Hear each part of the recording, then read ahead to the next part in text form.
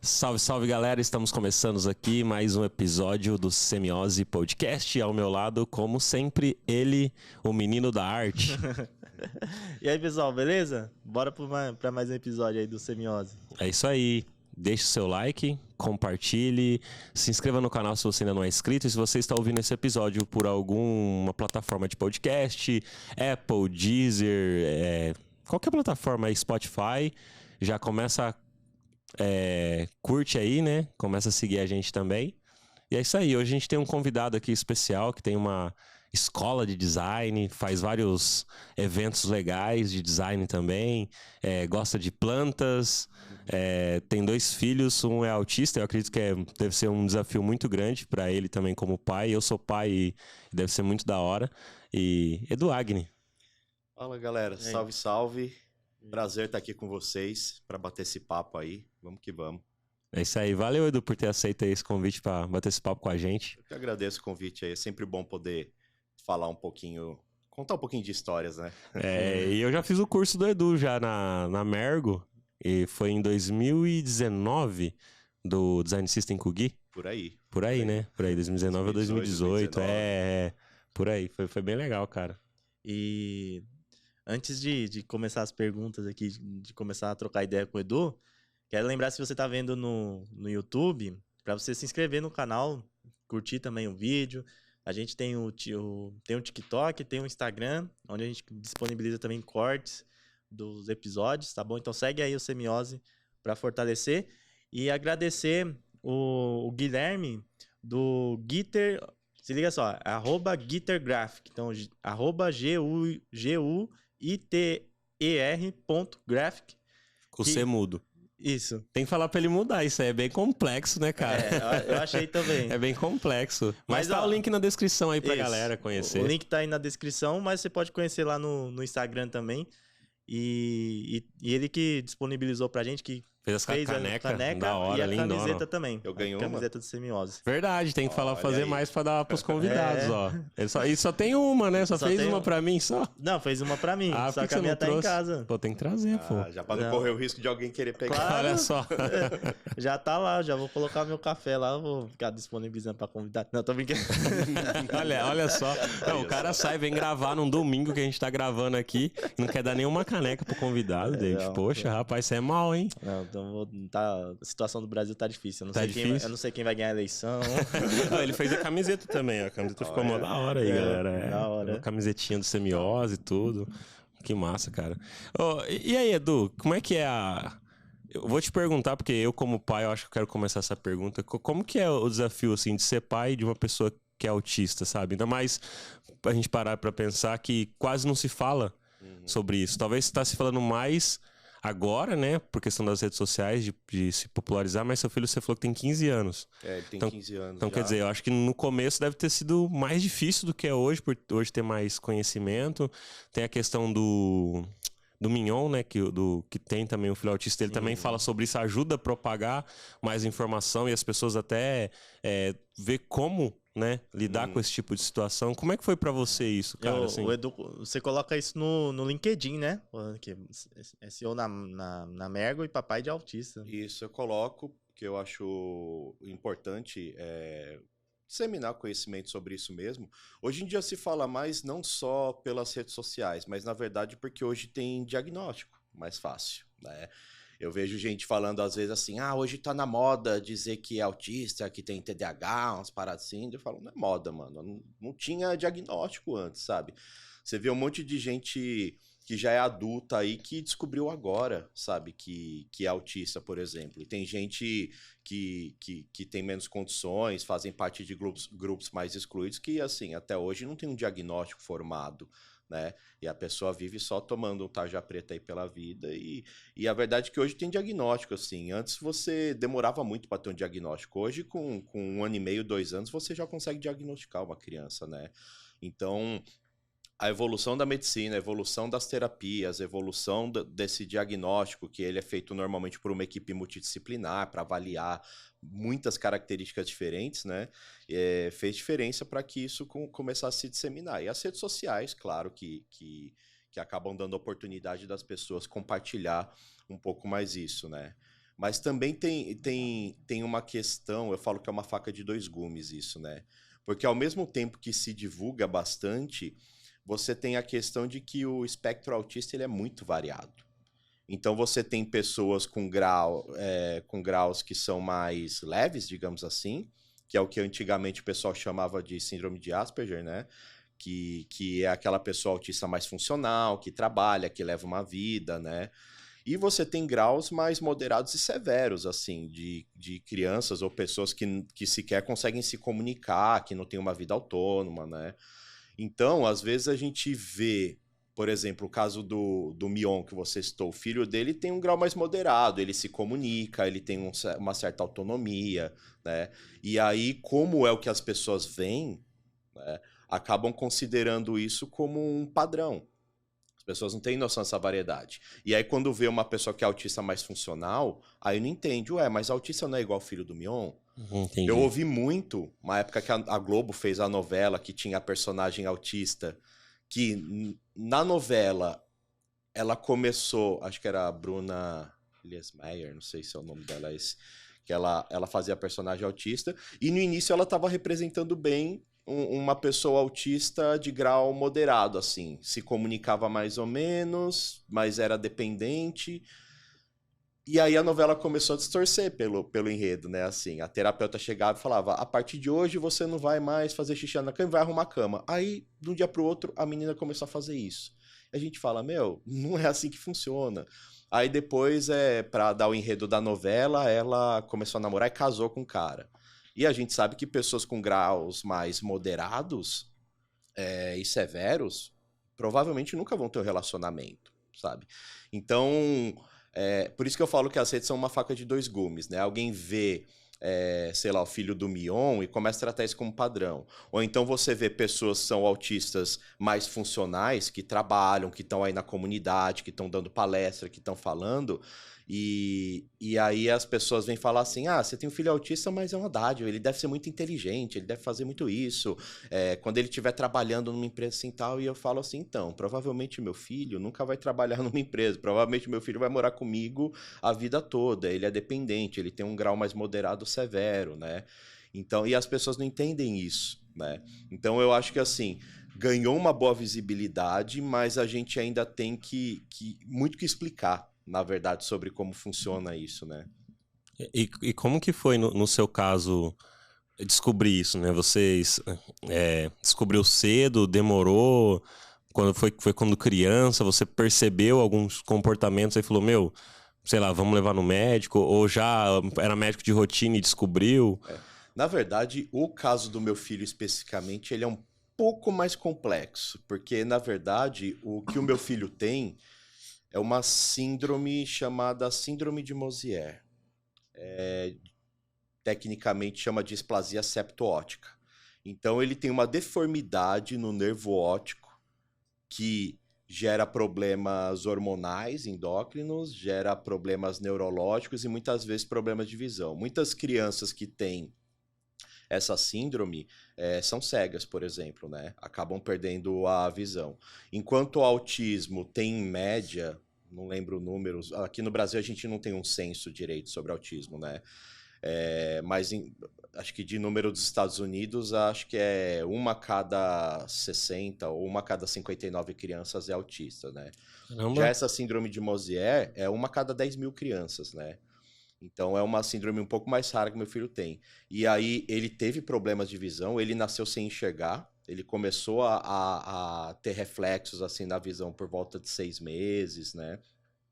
Problemas endócrinos, ele tinha problema, tem ainda, né? Problema de crescimento, então ele toma hormônio de crescimento, toma uma injeção por dia, e além de hipotiroidismo, e ele também, o problema neurológico mais comum causado por essa síndrome é o comportamento autista, né?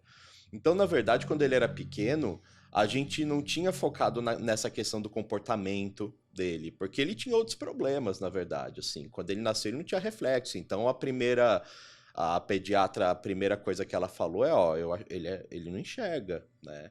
E aí a gente, no início, achava que ele era cego, depois ele começou a ter reflexo. Depois, o formato da cabeça dele tinha algumas protuberâncias do lado. A gente começou a passar em geneticista, começou a passar em uma porrada de médicos, né? E aí até que chegou uma hora que uma pessoa falou que ele parecia ter um comportamento autista. A gente não tinha referência, era meu primeiro filho, né? Então não tinha referência de criar uma criança desde bebê para falar, ah, não, o comportamento dela tá diferente do comportamento da outra, né? Mas assim, por sobrinhos que eu tinha tal, no início a gente viu o comportamento dele bem diferente, assim. Ele era muito apegado a padrões, a brincadeira dele normalmente era organizar coisas, ele tinha um monte de carrinho Hot Wheels, ele ia enfileirar, ele pegava revistas e ia enfileirar. Ele tinha alguns comportamentos ali, alguns estereótipos, né? Que a gente começou a achar estranho. Ele demorou para começar a falar. Então, quando a gente fazia a reunião de família, que ele estava ali junto com os sobrinhos, né? A gente viu uma grande diferença, né? Eu lembro que minha irmã perguntou, né? E falou assim: ele não tá atrasado para isso? Ele não tá atrasado para fala, né? E a primeira reação dos pais nessa situação é sempre negar, né? Então a gente falava, ah, não, ele é preguiçoso só, não, cada criança tem seu tempo, né? E que de certa forma é verdade, cada criança tem seu tempo, não tá só errado, que né? cada Tipo, criança tem seu tempo, só que ele tinha questões a mais, sim. né? Ele tinha questões a mais. E eu lembro que, na época, uma conhecida da mãe dele, né? Eu não sou casado com a mãe dele, uma conhecida da mãe dele falou que ela trabalhava, acho que com crianças, né, com deficiência e ela comentou, olha, seu filho parece muito ter um comportamento autista, né? Depois minha irmã comentou isso também, aí a gente começou a comentar isso com os médicos que atendiam ele e começaram a falar, não, realmente ele parece ter, só que eu não posso dar diagnóstico, aí mandava ir para outro médico. Aí no outro, olha, ele realmente parece ter, mas eu não posso dar diagnóstico. Aí ele ficou, na verdade, assim, com a gente já tendo certeza que ele tinha esse comportamento e que ele provavelmente tinha, né, era autista, mas a gente não conseguia diagnóstico até que acho que foi em 2012, quando ele tinha 5 anos, que a gente conseguiu passar com um especialista que fez a avaliação dele, né, um psiquiatra, e deu o diagnóstico dele, né? Aí a partir do momento que ele pegou o diagnóstico é que a gente começou a fazer acompanhamentos, tratamentos com ele e tudo mais, né? Mas também tem a questão que, assim, a gente sabia que ele era autista e a gente sabia que ele tinha alguns problemas hormonais e que tinha alguma outra coisinha, só que na nossa cabeça não era tudo conectado. Na nossa cabeça, tipo, meu, é uma questão de múltiplas coincidências ele ter tudo isso, né? Até que com o tempo ele foi fazendo exames neurológicos, aí passou com... Aí a endócrino dele começou a investigar um pouco mais, aí passou até que eu lembro que um neuro que atendeu ele, na época que eu morei em Joinville, pegou e pediu vários exames do olho, do cérebro, e falou pra gente, olha, ele tem, na verdade, tudo indica aqui que ele tem uma síndrome chamada síndrome de Mosier. Na verdade, ele teve problema na visão, a gente, teve quando era pequeno, ele teve isso, então, tudo isso tá conectado a uma coisa só, né?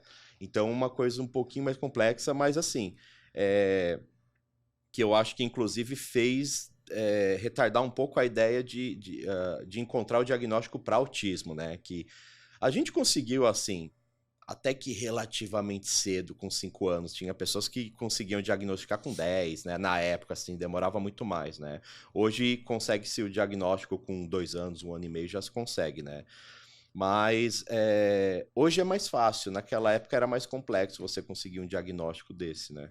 E se eu fizer alguma pergunta aqui meio indelicada, se não se sentir à vontade, fica tranquilo aí pra me cortar. Relaxa. Mas eu sempre fico pensando quando se é pai e mãe de filhos assim que precisam de atenção, se passa na cabeça assim no sentido, poxa, e se eu faltar aqui, quem vai cuidar? Se fica nessa neura assim, você tem família grande, tem irmãos? Cara, esse é o primeiro desespero que a gente passa, né?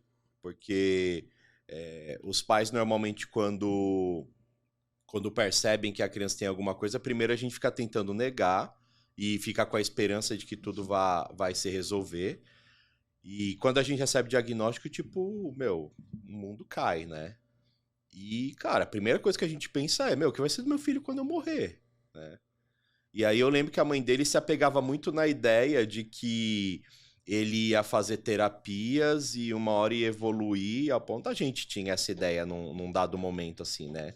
de que ele ia evoluir. No início a gente ficava falando que ele tinha síndrome de Asperger, né? Porque eram justamente os autistas que eram mais funcionais e que, né, iam levar uma vida autônoma. Então a gente ficava com essa ideia assim, não, ele ainda é muito dependente porque ele é pequeno, mas com terapia, quando ele for adulto, ele vai ter uma vida autônoma, né? Até que eu lembro que um médico que atendeu ele uma vez falou assim, olha, ele não tem síndrome de Asperger, ele é autista e ele tem um grau mais moderado para severo e possivelmente ele vai ser dependente de você a vida inteira. Ele não vai morar sozinho, ele não vai trabalhar, talvez não vai ter relacionamento e tudo mais. E aí, meu, o mundo cai, né? Você fica pensando, meu, o que vai ser dele quando eu morrer, né? Tipo, eu só tenho ele e tudo mais e eu não tenho uma família tão grande assim, né? Mas aí, assim, isso sempre passa pela nossa cabeça, né? Tipo, a primeira neura que a gente tem é o que vai ser dele. E aí a gente já começa a pensar e planejar, meu, quem que vai cuidar dele quando eu não estiver mais aqui, né? Quem que vai ajudar? Será que quando eu morrer, a pessoa que ficar responsável por ele vai cuidar dele ou vai internar ele em algum lugar? Então, cara, são neuras E que cuidar com o seu cuidado, né? Cuidar com o meu cuidado, Porque se uma coisa é ser exatamente. pai e mãe, outra coisa é outra pessoa. Tem pessoas que adotam e também são bons pais e mães para essas pessoas que adotam, mas é diferente no caso porque o seu filho precisa de mais atenção. E aí, né? Eu penso assim, cara, de toda essa história que você tá contando, eu como pai, cara, assim, parabéns, cara, tipo, pra você, pra mãe do seu filho, pra, sei lá, não sei se a família ajuda de alguma forma, assim, você se dá apoio, seja de qualquer forma, né? Cara, eu acho que eu acho que um dos maiores dá pra tirar o desafios, chapéu, cara, certeza. porque a minha filha, assim, que eu saiba, não tem diagnóstico de nada, ela tem 3 anos e já dá, mano, dá um puta trampo você ser pai. E eu imagino o teu trampo e o teu esforço da mãe do seu filho de fazer de todo esse corre, cara, tão cedo assim, indo pra médico, tentando descobrir o que tá acontecendo, cara. Tipo, minha filha tem às vezes, sei lá, uma gripe, você já fica, putz, gripe, né? Já fica mal, não vai pra escola, já tem que dar antibiótico, às vezes por causa da garganta. Aí ela tá vendo agora se vai tirar as amígdalas ou não, porque pegando infecção, uma coisa, tipo, mano, que é muito pequena perto do desafio que você tem, a gente já passa por, digamos, uns perrengues. Agora, cara, mano, de verdade, parabéns, cara, assim, pelo pouco que eu ouvi, assim, tira o chapéu, porque eu não conhecia esse lado, assim, do que você tá contando pra gente. São muitas questões, assim, e acho que o desafio maior, assim, de mães e pais de crianças com deficiência é justamente a rede de apoio, né? Porque se você tem uma criança neurotípica, é fácil você deixar com uma tia, com vó, com um amigo, você ter as pessoas ali que te ajudam a cuidar, né? Mas quando você tem uma criança com deficiência, ainda mais como o meu, que tem várias especificidades, né?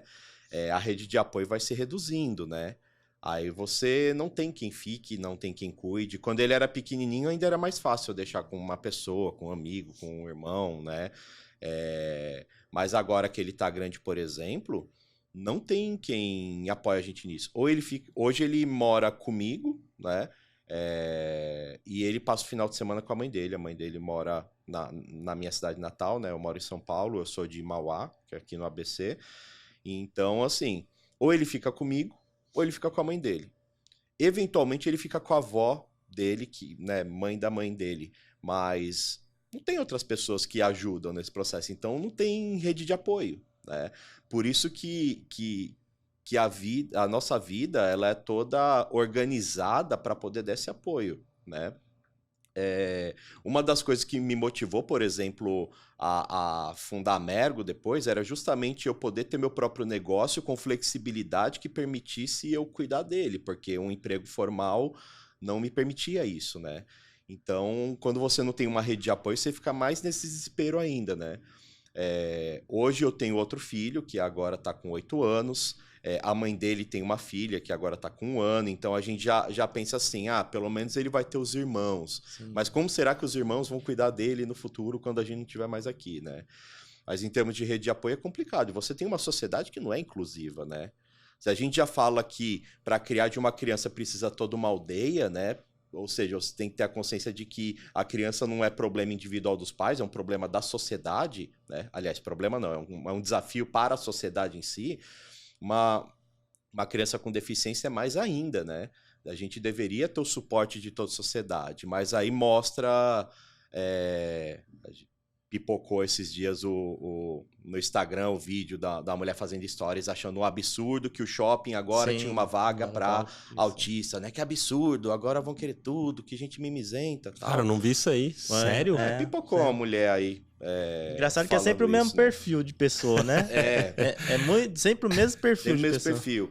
E aí, assim, a gente vive numa sociedade que é muito pouco inclusiva, assim. Eu já passei por cada coisa, assim, tipo, o quanto meu filho já foi negado em escolas, por exemplo, da gente batendo parte da escola tentando matricular e, vamos matricular então, meu filho é autista. Então, a gente não sabe cuidar aqui. Eu acho melhor você procurar uma escola especial.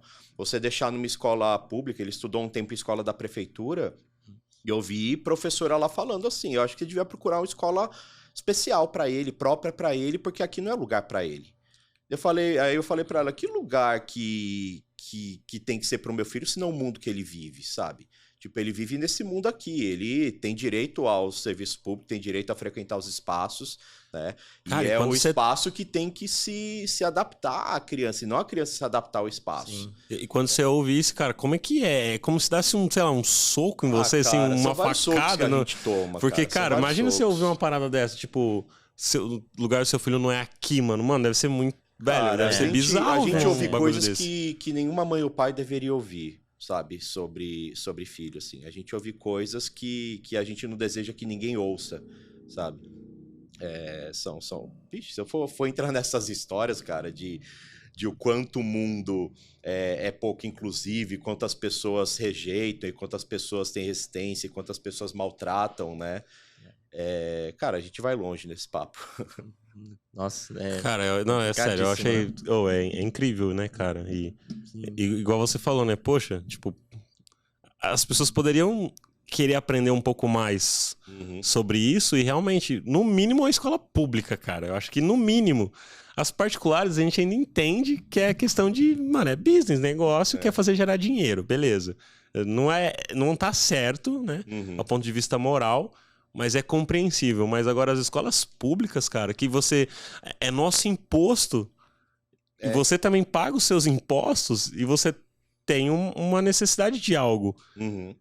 E que não volta pra você o dinheiro que você paga. Sendo que os impostos é pra isso. Tipo, mano, cara, absurdo, né? Uma coisa curiosa de se dizer assim... É que a lei de inclusão do Brasil é das mais avançadas do mundo, assim. É referência no mundo a lei. Acontece que aqui a gente cria a lei e não capacita as pessoas, não prepara as pessoas para isso, né? Então, tá só no papel. Você bate na porta de uma escola para matricular seu filho, eles são obrigados a aceitar, né? Essas escolas, assim, escolinhas particulares que eu passava e falava, eles tentavam te desmotivar ao máximo de colocar seu filho ali, né? Olha, a gente não tá preparado, a gente nunca lidou, né? Não, ele pode entrar aqui, mas a gente não garante que a gente vai conseguir dar o suporte adequado. Então vai te desmotivando a colocar ali, porque, independente de eu poder, pela lei, falar, não, ele vai estudar aqui... Quando a pessoa já fala isso, eu falo, eu não quero deixar meu filho aqui com uma pessoa que provavelmente não vai cuidar dele da forma adequada, né? Então, a lei não se cumpre a partir disso, primeiro, né? E depois você tem essa necessidade de cumprir a lei, mas as pessoas não estão preparadas. Então, a escola pública, a escola que meu filho estudou, tinha um SAI, que é a Sala de Apoio à Inclusão, né? Tinha uma pessoa ali especialista que dava esse suporte, mas o restante da escola falava, eu não sei lidar, eu não tive treinamento, eu não tenho material, não sou obrigado, eu não ganho para isso, que ele se vire lá no SAI, né, na sala lá de inclusão, e você não tem esse apoio. Aí o governo ele precisa de uma pessoa de apoio dentro da sala para acompanhar ele, aí pega uma pessoa que é estagiária de pedagogia e coloca lá, e a pessoa também não sabe lidar muito. Então, são vários desafios. A lei existe, mas você não tem o preparo, a condição, a conscientização, a educação dessas pessoas para lidar com isso, né? Nossa. É bem doido, né, cara? A lei é tipo uma lei que é quase uma sugestão, né? Tipo, não acaba sendo uma lei, uma coisa que é aplicada. Cumprir a lei é complicado. E essa questão que você falou aí da Mergo, que te ajudou, que te ajuda pessoalmente, né? A cuidar do seu filho. Como que foi a criação da Mergo, como que você decidiu seguir por esse caminho mais empreendedor? Porque você fala da Mergo, tipo, a gente conversa da Mergo, parece que a Mergo existe há 20 anos, assim. Virou referência mesmo Tipo, pra galera fala de UX, design. aí fala, curso da Mergo, fiz lá, o curso da Mergo já fiz e tal. Parece que existe há muito tempo, parece que vocês começaram o curso de UX aqui no Brasil. A gente não começou, mas a gente é um dos precursores nisso, assim. Quando eu comecei a dar curso de UX, já tinha curso, sei lá, já tinha o Instituto Faber-Ludens fazendo coisa, tinha o Eurípides Magalhães já tinha um curso também, o Pipo, o Érico Fileno, tinha uma galera já que fazia cursos, não necessariamente com nome de UX, né? Ainda estava nessa transição, design de interação, né? Arquitetura de informação, para o UX, assim, porque, querendo ou não, o termo UX mesmo, ele começou a se popularizar no Brasil, assim, como uma profissão, ali no final dos anos 2000, início de 2010, por ali começou a ter os primeiros cargos com o nome UX, né? Mas a gente sabe que, design de interação já vem de muito tempo, a arquitetura de informação já vem de antes, a usabilidade também. Então você tinha, eventualmente, cursos nessas áreas, mas assim, era bem fraco realmente, né? As possibilidades de estudar que a gente tinha antes eram muito mais restritas, né? Você tinha que ir atrás de um livro, você não tinha muitas traduções de livros, a gente aprendia a partir de lista de discussão, né, meu? Entrava em lista de discussão de e-mail, Yahoo Grupos, Google Grupos, e aí tinha várias listas lá que você fazia parte, trocava ideia, ia em eventos, comprava revista em banca de jornal, buscava artigos, era uma forma mais restrita de aprender. Mas a Mergo existe desde 2013, né? Então vai fazer 9 anos, eu acho. 9 anos. 9 anos. Mas na verdade, assim, a minha carreira como designer, ela meio que se confunde com minha carreira de professor, né? Eu comecei a estudar para entrar na área quando eu estava para sair do ensino médio, assim. Não, para sair não. Quando eu estava no ensino médio, em 98, assim. Eu sou de Mauá, né? Que é uma cidade que fica depois da zona leste de São Paulo, Sim. né? Minhas irmãs nasceram lá, porque meus pais, quando vieram para São Paulo, ficaram lá um tempo. Ah, legal. Lá é uma cidade que, assim, faz parte ali do grupo do Grande ABC, né? Santo André, São Bernardo, São Caetano, tá ali no bolo, e é meio que uma cidade dormitório, né? Sim. E antes lá, estudei em escola pública a vida inteira, só que no ensino médio eu consegui entrar no METEC, que é uma escola pública, mas que tem uma estrutura melhor. Então lá tinha um laboratório de informática muito bem estruturado, eu não tinha computador em casa, eu um dia entrei por acaso nesse laboratório, sentei, a pessoa que era monitora lá foi me ensinando a fazer as coisas básicas, e eu fui mexendo, e aí eu comecei a aprender a mexer no computador. E aí eu lembro que eu estudava de manhã, e aí eu ficava de manhã estudando e ficava na escola. E à tarde eu ficava no laboratório de informática todos os dias estudando. Então, o meu ensino médio inteiro, no período da tarde, eu estava estudando ali todos os dias e baixando a apostila e pegando coisas, fazendo grupo de estudos, né? Eu comecei a tentar aprender programação no início, depois caí no HTML, montei um sitezinho no front page, aí comecei a estudar HTML, depois entrei no design, e por aí foi, né? Mas eu comecei a estudar e aí, assim, o primeiro emprego mesmo, assim, que eu consegui como designer, eu peguei um freela em 2003 e acho que eu consegui um emprego numa fábrica de brindes em 2004, que eu era arte finalista, fazia arte dos produtos para serigrafia, né, para silkscreen. E se não me engano, foi em 2005 que eu comecei a dar aula de informática também. Entrei numa dessas escolinhas de informática para dar aula, né? Sim. Então, quase ao mesmo tempo que eu entrei na carreira ali de web designer, eu comecei a dar aula também. Claro que eu dava aula de informática básica, depois que passaram alguns anos, eu comecei a dar aula de web design. Depois que eu saí dessas escolinhas, eu comecei a fazer cursos em outros lugares. Aí eu fui dar uma oficina na Universidade Federal de Viçosa. Aí eu fui dar um curso pro Sesc, aqui em São Paulo, pro Sesc Santana. Aí fui dar um curso na Escola de Comunicação do Portal Comunique-se. Aí montei um curso de web design pro Centro Cultural Ruth Cardoso da Prefeitura. Então eu ficava fazendo curso em outros lugares, assim, né? Em paralelo, trabalhando. Em paralelo, trabalhando em algumas empresas. Dar curso também é trabalho, né? Só pra porque parece a sim, frase, como eu falei, parece que ser professor não é... Você é professor, mas você trabalha também, né? Eu falo assim, em paralelo, fazendo projetos pra empresas ou por conta como freela. Não só como freela. Eu fiquei trabalhando em algumas empresas, assim. Eu trabalhei nessa fábrica de brindes, depois teve um período que eu fiquei...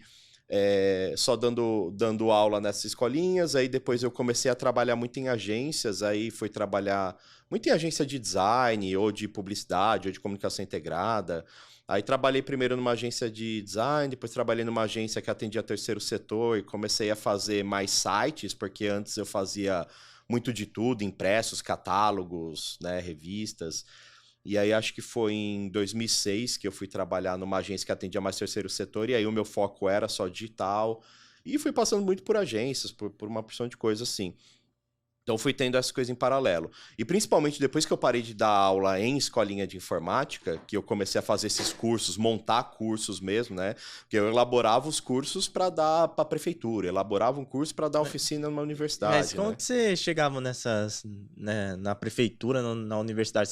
Porque eu acho que naquela época você chegava a oferecer, eu vou oferecer um curso de web design. Cara, isso daí é passageiro. Cara, o que na verdade potencializou isso na época, a galera que me procurava. Mas é porque na época eu era muito envolvido com a comunidade de software livre. Sim. Né? Então eu trabalhava com Linux, né? Nessa agência que eu falei que eu atendia terceiro setor, ela só trabalhava com software livre. Então eu comecei a trabalhar...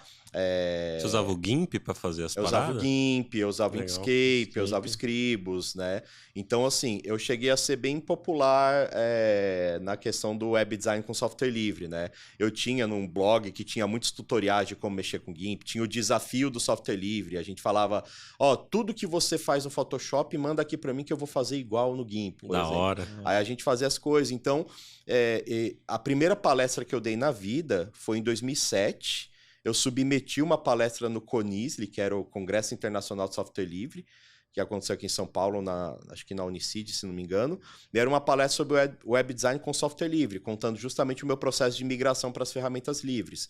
E aí, quando eu publiquei os slides dessa palestra no meu site na época, começou a bombar, porque não tinha muita gente que falava sobre web design com software livre, como trabalhar com software livre. E aí a galera começou a procurar e aí começou a bombar. E normalmente órgãos públicos, prefeitura, sempre trabalharam com software livre.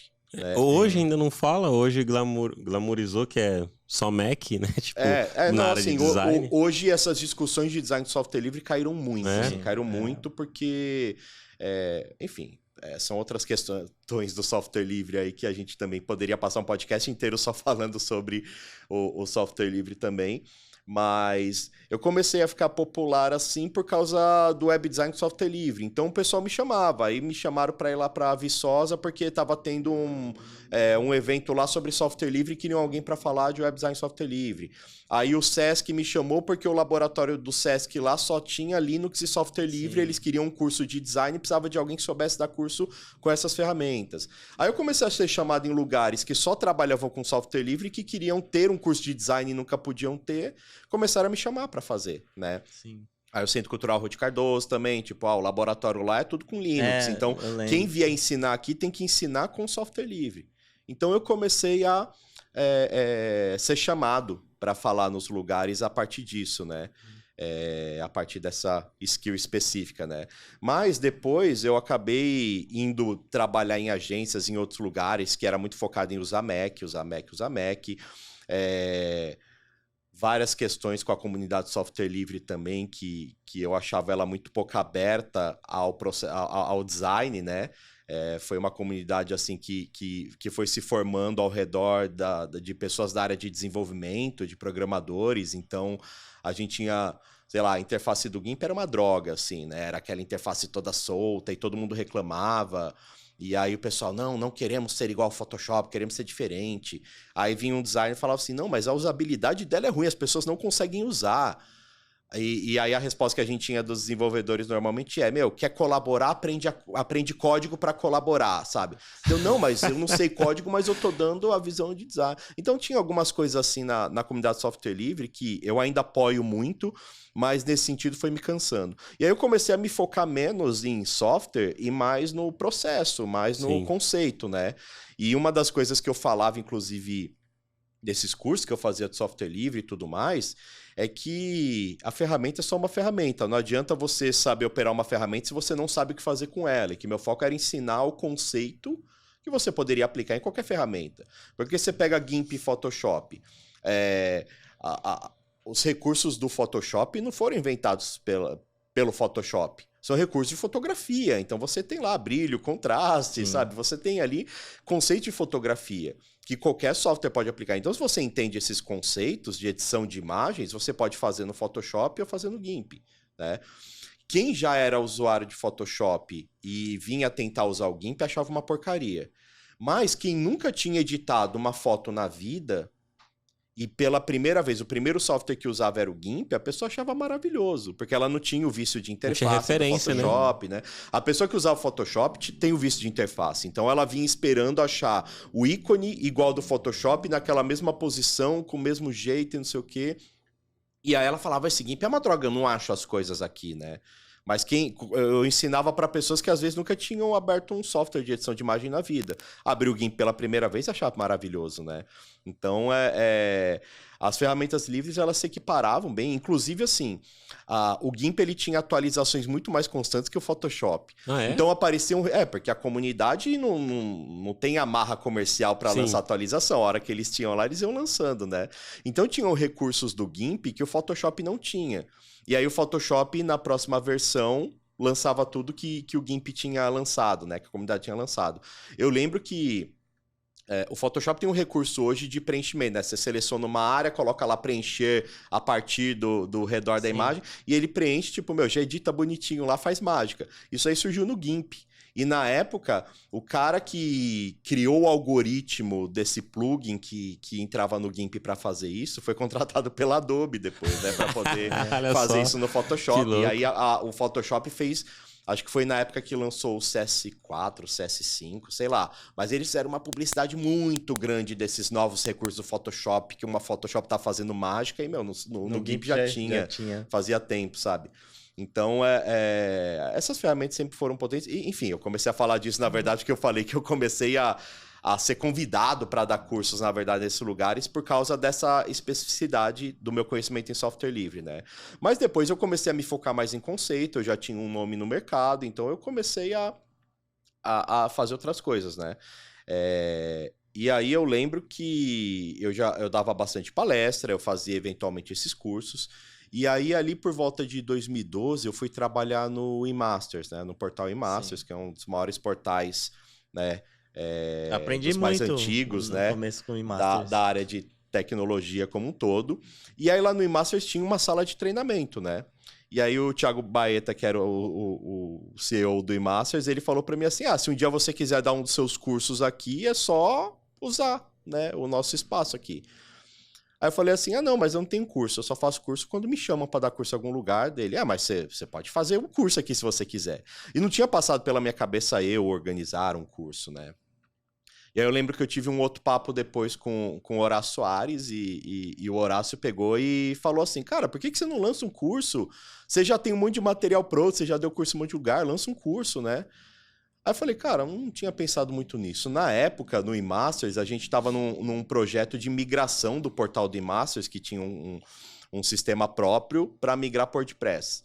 E aí, nesse processo, eu estava num trabalho muito grande com o pessoal da APIC, né, que estava fazendo o trabalho do WordPress.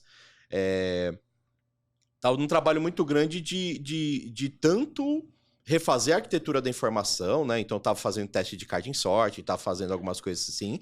Como a gente estava num trabalho muito grande de otimizar o SEO do portal, né? A otimização ali para os mecanismos de busca. Então, era o que eu estava mais imerso naquele momento, assim, mexendo com SEO, mexendo com HTML5, com microdata, com aquelas coisas de semântica do código e tal. E aí, eu lembro que eu montei um curso, de tanto o pessoal falar, monta um curso. Eu montei um curso que, assim, comercialmente ele tinha um nome horrível, que era SEO e Estrutura Semântica com HTML5. Tipo, era um nome que não era nada comercial, assim. E aí eu não sabia nem como fazer, na verdade, um curso, assim. Aí eu lembro que eu tinha um blog e eu fiz um post nesse blog falando assim, olha, estou fazendo esse curso de SEO, ó, são 18 vagas, que era o que cabia lá no Laboratório de Pessoas, esse curso de SEO com HTML5, vou ensinar microdata, vou ensinar esquema, vou ensinar essas coisas de semântica no código aqui. E aí eu fiz esse post no blog e compartilhei o link do post. E no post tinha um link pra você... Compartilhou no Orkut? Hã? Compartilhou no Orkut na época? Era não chegou a ser Orkut? no Orkut, já era do LinkedIn, no Facebook e tal, né? Nas listas de discussão por e-mail, né? Então Eu assim. E eu era muito próximo da galera de front-end na época, assim. Legal. Eu falava... Porque assim, eu como web designer, eu fazia design e código também, né? Então eu fui uma das primeiras pessoas no Brasil a dar uma palestra sobre HTML5, por exemplo, né? E esse ano eu tô no Front em Sampa de novo, inclusive, hein, gente?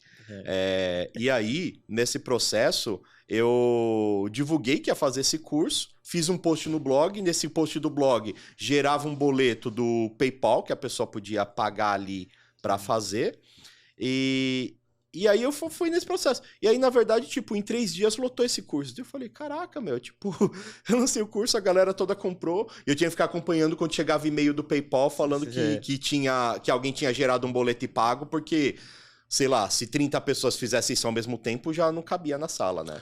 Ah, você fazia manualmente. Ia fazer manualmente, eu não sabia. E aí, tipo, eu lembro que... Não, e presencial também, né? Era presencial. E aí eu lembro que, assim, só cabia 18 pessoas na sala... E teve mais gente querendo se inscrever. E aí eu não tem nenhum lugar pra eu ficar, e na sala tinha um sofá no canto, assim. Daí eu falei, olha, tem um sofá, se quiser eu venho pra você ficar sentado no sofá. E as pessoas compravam pra sentar no sofá. Então você lotou o primeiro curso. Eu lotei. Tipo, 20 pessoas compraram, 2 ficaram sentadas no sofá com o notebook no colo e fizeram o curso. Nossa, antigamente tinha muito isso. Eu fui fazer uns cursos lá na Novatec, lá que eles tinham umas salas assim, cabiam umas 20 pessoas, aí a gente ia fazer curso presencial. Tipo, parece uma coisa tão longe, né? Hoje em dia. E aí eu fiz esse curso, cara. E aí, tipo assim, bombou. Aí eu lancei uma segunda turma, bombou de novo. Aí o pessoal do Faber Ludens me chamou pra ir lá pra Curitiba pra fazer esse curso lá. Eu fui lá e fiz. Aí o pessoal da UIS Educação, lá em Vitória, no Espírito Santo, me chamou pra fazer esse curso lá. Eu fui e fiz. Aí eu comecei a fazer esse curso e tava bombando. E aí, só que era um curso que era muito focado em código, né? Eu ensinava HTML5, basicamente, né? E a semântica da coisa. E aí a galera de design começou a falar, você tem que montar um curso mais de design, né? E uma das discussões que estavam mais bombando na época era design responsivo. E aí eu falei, vou montar um curso de design responsivo. E esse curso ainda ele era dividido em 2, porque ele tinha a parte que eu ensinava eles a prototipar a interface para ser responsiva e tinha a parte de como implementar no código responsivamente, no CSS e tudo mais, né? Mas aí media carries da vida. E aí eu lancei esse curso de design responsivo e começou a bombar também, comecei a fazer lá no Masters. E aí começou a bombar, tanto que assim, eu considero a data do início da Mergo a data desse primeiro curso de design responsivo que eu fiz em 2013, porque foi o primeiro curso de design que eu fiz. Ainda não estava com o nome Mergo veio um ano depois, né? Veio em 2014. Mas aí eu comecei a fazer esse curso de design responsivo lá no Masters, aí começou a galera falar, você tem que fazer um curso de UX, pô, né, não sei o quê. E aí eu conversando com o Horácio Soares de novo, falei pro Horácio, eu vou fazer um curso de UX aqui. E o Horácio falou, porra, eu tô pra fazer um aqui no Rio, vamos juntar, né? Aí juntei com o Horácio, a gente lançou o UX Weekend, né, que era o meu curso que ficou mais tempo aí no ar, né? Ficou mais tempo aí rodando, a gente fez...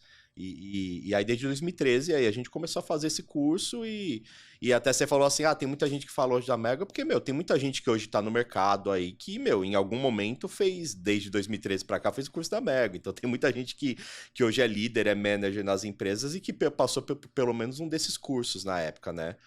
E aí eu comecei a fazer o curso enquanto eu estava no eMaster, só que essa rotina com meu filho começou a atrapalhar um pouco o trabalho fixo, né? Porque foi o ano que eu peguei o diagnóstico do meu filho, foi em 2012, que foi quando eu entrei no eMasters. ao mesmo tempo, meu filho veio morar comigo, porque até então ele tá morando com a mãe dele em Mauá, mas aqui em São Paulo tinha mais estrutura, né, médicos, Era mais terapias fácil, e tudo né? mais. Ele veio morar comigo, então mudou toda a minha rotina. Eu ficava com ele aos finais de semana, ele começou a ficar comigo de segunda a sexta. Aí mudou tudo. E, paralelo a isso, ele entrou em 2 escolas. Ele começou a estudar numa escola especial para autistas de manhã, na escola pública à tarde. E aí, tinha toda essa rotina de eu levar ele pra escola. Eu não tinha carro na época, então eu ia de busão, né? Levar ele numa escola, ia lá pro E-Masters lá perto da Paulista. Aí na hora do almoço saía, pegava ele lá no Butantã de novo. Aí levava na escola da Vila Madalena e voltava pro E-Masters. Aí acabava que eu ficava no E-Masters tipo 1h30 de manhã, umas 2 horas à tarde. E aí o Thiago falava, trampa de casa na hora dos horários que você quiser aí pra cumprir o trampo aqui, né? Só que chegou uma hora que eu falei assim, putz, não tô dando conta de entregar o trampo aqui no E-Masters. Aí eu falei pro Thiago bem assim, eu falei, Thiago, eu tô ligado que você não vai mandar embora nunca, mas eu tô ligado que eu também não tô entregando aqui o que você precisa, então eu vou sair do E-Masters, né? E saí, mas continuei fazendo muita coisa com eles, assim, né? Segui fazendo projetos, segui trabalhando nos eventos, segui até hoje, são super parceiros, assim, né? Mas aí foi na época que eu já estava dando curso. Eu lembro que o Thiago falou, você consegue se manter só com os cursos que você tá fazendo agora, né? E aí eu entrei nessa de começar a fazer os cursos. Eu fazia os cursos aos finais de semana, né? E durante a semana eu me dedicava a essa rotina do meu filho. E nos horários que ele estava na escola, eu fazia o trampo de divulgar os cursos, responder e-mail, fazer certificado. E aí fui aprendendo a fazer isso, na verdade, né? E aí em 2014... eu montei um escritório para fazer consultoria, já que eu estava por conta própria. E aí montei um escritório para fazer consultoria e eu dei o nome de Mergo para essa consultoria. E aí eu comecei a fazer consultoria e os cursos eram um produto secundário dessa consultoria, né? Acabou que em 2015 eu desisti de tocar essa consultoria e continuei com os cursos com o Mergo, né? Então, foi assim que surgiu tudo, vamos dizer assim, né? Mas foi uma conjunção de vários fatores, assim, na verdade, né? Porque quando eu comecei a dar curso, eu já era conhecido, né? Não foi que eu era uma pessoa que, do nada, falei, vou ganhar dinheiro com curso, na verdade, sim. Eu já era conhecido na comunidade, eu já dava palestra por todo o Brasil, eu já escrevia muitos artigos, né? Já tinha dado workshops gratuitos em um monte de lugar, faculdade, Por isso que semana lotou a acadêmica. primeira turma. Então, quando eu fiz a primeira turma, não é que a galera viu, nossa, um curso de SEO com HTML5. É porque eu já era muito conhecido na comunidade. Então a galera falou, não, o Edu tá lançando um curso, então eu vou lá fazer o curso do Edu, né? E aí, por isso começou a bombar, na verdade, essas turmas iniciais. Mas aí surgiu ao mesmo tempo com a galera falando, você já tem cursos, lança o curso, ao mesmo tempo que essa nova rotina com meu filho, várias coisas, vários fatores foram entrando em conjunção para que isso acontecesse. E aí não foi uma coisa que eu planejei montar a Mergo. Quando eu vi, eu já tava fazendo, né? Seu filho hoje, que você comentou a questão da escola, ele estuda em escola particular, pública? Como é que funciona? Hoje ele saiu da escola pública, não porque ele não... Um dos médicos dele falou assim, provavelmente vai chegar uma hora que não vai ser mais produtivo para ele estudar numa escola regular. Porque, na verdade, assim, ele... Quando é criancinha, as outras crianças são mais inocentes, abraça, pega ele na mão, leva. Tinha uns coleguinhas que falavam, eu vou cuidar do Lelê, e levava ele, fazia e ajudava. Só que conforme as crianças vão crescendo, vão se aproximando da adolescência, aí vão excluindo mais, aí já não querem ficar lá de babá, aí acabam achando, aquele esquisito. E começa a aumentar o preconceito, aumentar a exclusão, né? E além do fato que, assim... sexta, sétima série, ele ainda não sabia ler, ele ainda estava num processo de alfabetização. Então, o médico que atendia ele na época falou, olha, eu acho que já não está sendo mais produtivo para ele a escola regular. Já passou por esse período de a gente tentar fazer esse trabalho de socialização e tudo mais, mas agora... já não está sendo produtivo para ele. E aí a gente tirou ele da regular e manteve ele na escola especial que ele já estudava, só que num período integral, né? Então essa escola é uma escola particular hoje que ele está lá. E ela, inclusive assim, em São Paulo é a única escola especializada para autistas, assim, né? Não tem outra. Qual que é o nome da escola? É Centro Lume. Centro Lumen. E aí ele estuda na escola que é especializada em pessoas com autismo. E, inclusive, tem unidades diferentes. A unidade que ele está começando agora é a unidade que tem adultos, né? Então, aquela coisa que eu falei, tem autistas que, vão precisar de cuidar da vida toda, né? Tem adultos que frequentam lá e que, fazem as terapias todas, né? Lá ele tem terapia ocupacional, musicoterapia, a parte pedagógica. Então, enfim, ele tem um processo pedagógico terapêutico lá mais completo, né? E existe mesmo o lance que essas terapias ajudam, de certa forma, no comportamento ali, que nem você falou, deu o exemplo da novela, que, tipo, fizeram de um passe de marcha de um dia pro outro, a pessoa conseguia arrumar a cama mais fácil que antes não arrumava. Ajuda eu a ter sei que não é autonomia. assim, mas ajuda de alguma forma, ou seria mais pra manter, por causa do crescimento no termos da nossa idade, né? Tá com 15, vai pra 20, aí tem que ter essas terapias, ou realmente você faz e consegue ter, igual você falou, um pouco mais de independência, mas, claro, ainda depende dos cuidados e tudo mais, né? Não só pessoas com deficiência, mas qualquer pessoa tem um potencial a ser explorado. E aí, como você permite que a pessoa explore esse potencial, ou como você dá suporte e oportunidade para ela fazer isso. É por isso que a gente tem tantas discussões aí sobre meritocracia, né? Tipo, não é a pessoa que não merece, ela não teve oportunidade de explorar o potencial dela, né? Então, assim, as crianças com deficiência, elas também têm um potencial a ser explorado, apesar de ter ainda um nível de limitação nisso, né? Então, claro que a terapia vai ajudar ele a explorar o limite do potencial dele. Então, vai ajudar ele a ter mais autonomia, vai ajudar ele a comer sozinho. Ele tá conseguindo agora, com 15 anos, ele tá lendo as primeiras palavras dele, né? Legal. Então, ele tá começando a pegar coisas e ler. Então, assim, ele vai ter uma evolução que vai até o limite do potencial dele. Ele vai tendo mais autonomia e tal. Mas a gente tem consciência de que o potencial dele, por exemplo, não vai levar ele a morar sozinho um dia ou a trabalhar fora, né? Então, assim, a terapia, as terapias vão ajudar ele a se desenvolver até onde ele puder. E isso vem funcionando, e isso é necessário, né, para as crianças. Principalmente no sentido de ter mais autonomia, né? Tá, e que bom que vocês têm essa condição, porque eu acho que nem todo mundo, às vezes, que descobre tem condições pra isso, pra colocar igual você tá colocando nessa Isso é Lumen e complexo. tudo. Isso é complexo. E aí, por exemplo, no seu caso, vai conseguir explorar esse potencial, né? Uhum. E eu tô falando isso porque eu também tenho... É diferente, né? Tem a minha filha lá que eu vejo que nem ela tem 3 anos e vai pra uma escola particular que hoje eu consigo ter uma condição de pagar pra ela. Uhum. E eu vejo, tipo, que ela... Mano, ela sabe... Pra mim é da hora, ela sabe contar até 10 em inglês já, tipo, com 3 anos. Você fala, mano, Sim. com 3 anos mesmo sabe contar inglês. E aí você vê, às vezes, crianças de 5 anos que vão em escola pública que não sabem nada, assim. Você fala, cara, é muito desleal, sabe? Eu falo, mano, é desleal, cara, assim, você parar pra pensar. Porque toda criança é capaz, assim. Talvez contar até 10, talvez contar até 5, tá? Mas beleza, mas você consegue explorar esse potencial das crianças dando as condições necessárias, né? Só que tem pessoas que não têm essa condição, cara. E aí eu falo, mano, que foda, né? Cara, isso é muito foda, porque assim, existem algumas organizações não governamentais. Você tem, por exemplo, a AMA, que é a Associação dos Amigos de Autistas. E lá na AMA você consegue ter atendimento. O atendimento padrão terapêutico é a criança frequentar 2 vezes por semana em meio período, né?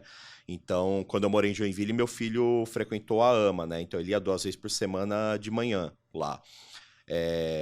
Mas, por exemplo, a AMA de São Paulo nunca tem vaga. Se você for inscrever seu filho para frequentar lá, você vai esperar 2 anos numa fila, Caramba, né? 2 anos. É coisa do tipo, assim. Muita gente, Então, né? tem algumas instituições, tem algumas organizações, assim, mas vai ficar nesse nível, assim, de terapêutico.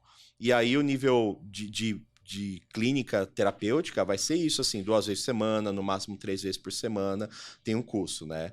Depois de muita luta, haviam conseguido, né, fazer com que os convênios bancassem essas terapias das crianças, né?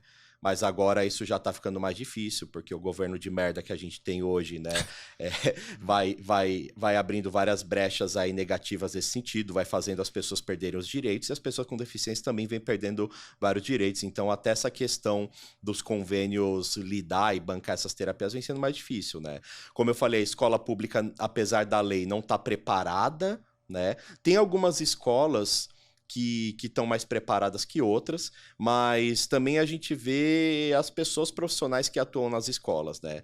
Porque meu filho, ele tinha um ano na escola que era horrível, dele ficar dando crise, de eu tendo que ir lá socorrer ele e tal, porque ele tava com uma professora que falava, eu não ganho pra isso, eu não sou obrigado, eu não tive treinamento. Aí no ano seguinte ele tinha um ano maravilhoso, porque a professora era acolhedora, falava, não, é nossa obrigação cuidar e vamos trabalhar o desenvolvimento dele, não sei o quê. Então, você tem essas coisas, né? Quando meu filho teve o diagnóstico e entrou nessa escola especial, eu também não tinha condições de bancar. Eu fiz uma vaquinha na internet, fiz uma vaquinha que o objetivo era arrecadar dinheiro para manter ele na escola 6 meses. E aí eu pensei, depois disso, porque é uma escola cara, sabe? É uma escola cara. Qualquer escola especializada assim vai ser cara, qualquer terapia assim que você vai bancar vai ser cara. Tem alguns recursos que você consegue, conseguir uma empresa que patrocine o seu filho nessa escola para ter dedução depois de imposto, né? Mas a gente sabe que essas coisas nas empresas são muito esquema, né? Se você trabalha, se você conhece e tal. Então, como eu tava fora, eu não consegui patrocínio de empresa, eu não consegui convênio que pagasse, aí eu fiz uma vaquinha na internet. E aí eu consegui arrecadar dinheiro que manteve ele lá 6 meses, né? Inclusive foi muito a própria galera da comunidade que contribuiu, né? Tinha gente que contribuía e mandava mensagem assim, cara, eu aprendi muito num curso que eu fiz com você, eu aprendi muito numa palestra que eu vi com você, ou em artigos que você escreveu, então tô dando minha contribuição, assim, isso foi muito foda, assim. E aí eu arrecadei dinheiro na época para 6 meses dele, e depois disso eu comecei eu mesmo a pagar. Ele ficava meio período ainda, né? Então eu fui fazendo o esforço ali, pagando. E aí hoje eu tenho condições de deixar ele na escola de uma maneira integral. Mas essa coisa de doer você saber que tem tantas mães e pais na mesma situação que você, com os mesmos desafios, só que com mais desafios e não tem condições, às vezes, de dar esse suporte terapêutico, né? Ainda esses dias eu tava comentando com a minha esposa sobre isso, vendo a questão da filha do Thiago Leifert lá, que descobriu a parada no olho dela, né? E aí agora ele tá focando até nisso pra ajudar outras pessoas que focado nessa doença. Inclusive ele até falou que tem outras pessoas que têm filhos com algum problema que pedem ajuda pra ele falar, não que eu não quero ajudar, mas ele quer focar nisso, porque senão também ele não consegue dar atenção pra todo mundo, né? É impossível, né?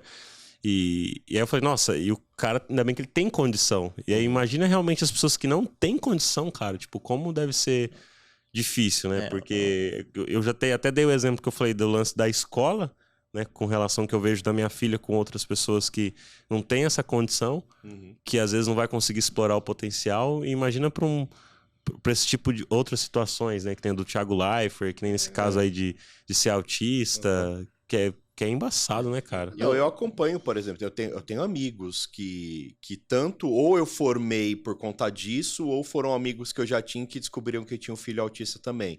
E aí a gente mantém contato e conversa, e eu tenho amigos que, assim, não tem a condição hoje, sei lá, de deixar igual eu deixo numa escola especial, que fica lá em período integral, fazendo ali todo o trabalho terapêutico e pedagógico com ele, e que acaba conseguindo no máximo isso, né? Manter o filho numa escola regular com uma pessoa ali auxiliar de vida escolar, né?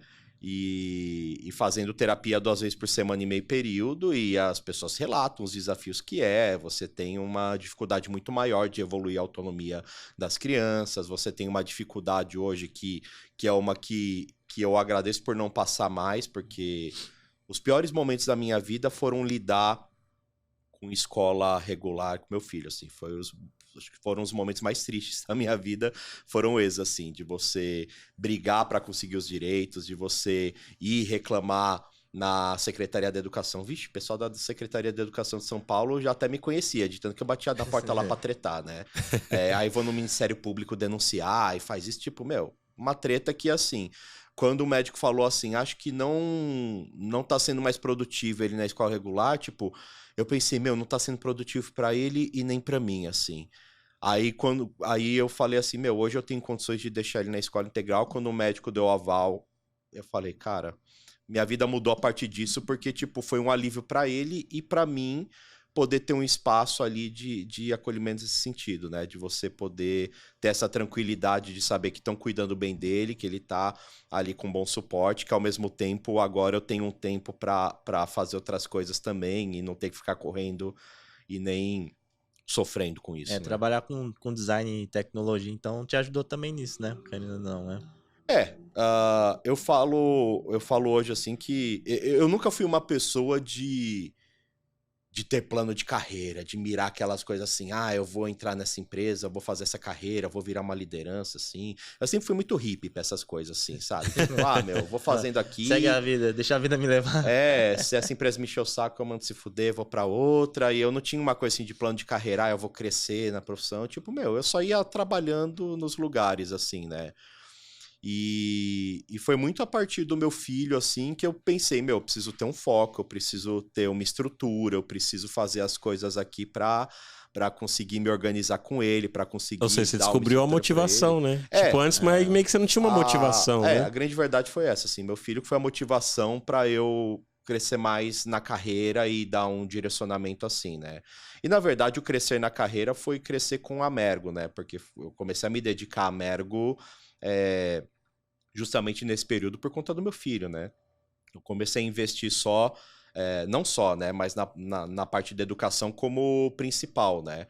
Eu ainda em paralelo segui fazendo consultorias, teve o período que eu trabalhei na Conta Azul ainda nesse meio tempo, entre 2016 e 2017, mas de modo geral, o que me levou a construir a Merg e fazer o que a Merg é hoje, a motivação principal foi ele, né? E só uma dúvida, na Mergo, como que tá estruturado hoje? A questão, assim, quem é o CEO, você é o CEO, mas como que lida? Que você falou que tava, até a gente tava falando do Dex, você tava falando que tava mais com curadoria. Como que é a equipe lá que trabalha com você? Como que é Cara, dividido? a equipe andou mudando bastante nesse período de pandemia, né? Porque a gente tem esse vai e vem econômico, tem a recessão que vai e vem, tem uma série de dificuldades. Então o time mudou bastante nos últimos tempos, até é difícil falar assim. Mas a gente sempre teve uma pessoa de design para cuidar da identidade visual, do brand, dos posts. A gente sempre teve uma pessoa de social media para cuidar das redes. A gente tem uma pessoa focada em atendimento, a gente tem uma pessoa focada em financeiro, Sim. A gente tinha uma pessoa focada no auxílio pedagógico, como auxiliar pedagógico mesmo, assim, de coordenação pedagógica, né? Então é bem enxuto. Um time bem chuto. A gente tem hoje fixo, assim, umas 6 pessoas que trabalham fixos, né? A gente tem mais... a gente tinha uma pessoa de conteúdo que saiu recentemente e a gente tem uma intérprete de Libras fixo também para ajudar a tornar os cursos mais acessíveis aí. Mas é um time enxuto e, na verdade, a gente tem várias pessoas que são colaboradoras, prestadoras de serviço que ajudam a gente nesse processo, né? Falar merga assim parece uma big... parece grande. As pessoas acham que é uma mega empresa. Aí a gente faz um evento como o Dex ali, que a gente fez na Bienal do Ibirapuera, né? E aí a galera fala, nossa, a Mergo deve ser um time gigante, assim. Só que, assim, a gente tem muitas escolas que surgiram já com investimento, já com um time gigante, já com uma puta estrutura. E a Mergo, ela foi crescendo organicamente. Já me ofereceram um investimento para fazer ela super crescer, já me ofereceram outras coisas nesse sentido, assim. Mas eu... a Mergo também tá muito associada à sua imagem, né? A Mergo é muito Edu, assim, né? Então tem muito essa coisa de estar muito associada à minha imagem, assim. Você acaba vendo outras escolas que têm uma estrutura maior, que tem o nome da escola, mas às vezes você não sabe quem tá por trás. E a Mergo começou, na verdade, com eu dando curso. Durante muito tempo, a Mergo só teve os meus cursos e, eventualmente, um curso de uma outra pessoa, assim, né? Acho que o primeiro curso de outra pessoa... Não, eu fiz curso de outras pessoas já em 2014, né? A Mergo começou em 2013. Eu lembro que em 2014 eu fiz cursos com Javier Coelho, que é um argentino que morava em Barcelona, e aí a gente fez uns cursos aqui. Depois fiz curso de etnografia com a Patrícia Mortê, de UX Research com a Aleluia, mas eram coisas muito pontuais, assim, né? De modo geral, era o Edu. A partir de 2017, que foi quando eu saí da Conta Azul, saí de Joinville e voltei a morar em São Paulo, eu decidi montar uma sala de curso, porque até então eu alugava espaços de coworking para fazer cursos aos finais de semana, né? Aí em 2017 foi quando eu decidi montar uma sala de cursos para poder fazer um curso maior, que foi o curso de formação em UX, que a gente montou depois, que era um curso longo, né?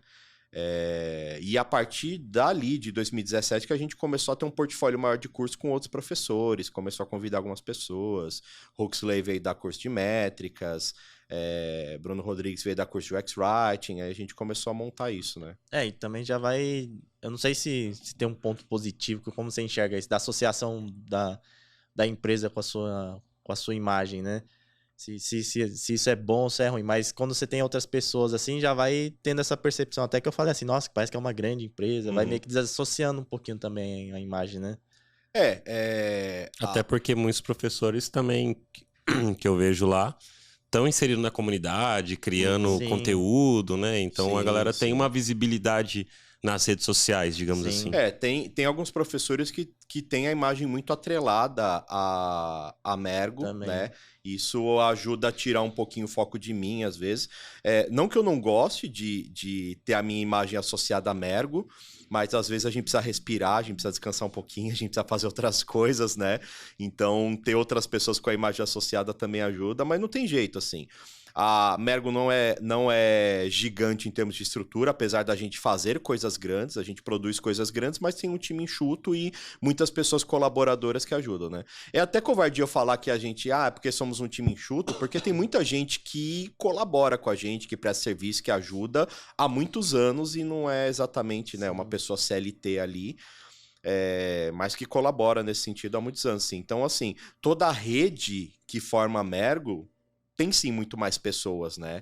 Eu posso colocar aí pelo menos umas 30 pessoas assim que são toda a rede conectada assim de pessoas que são funcionárias, pessoas que são colaboradoras, professores e prestadores de serviços fixos que estão ali ajudando a gente nesse processo, né?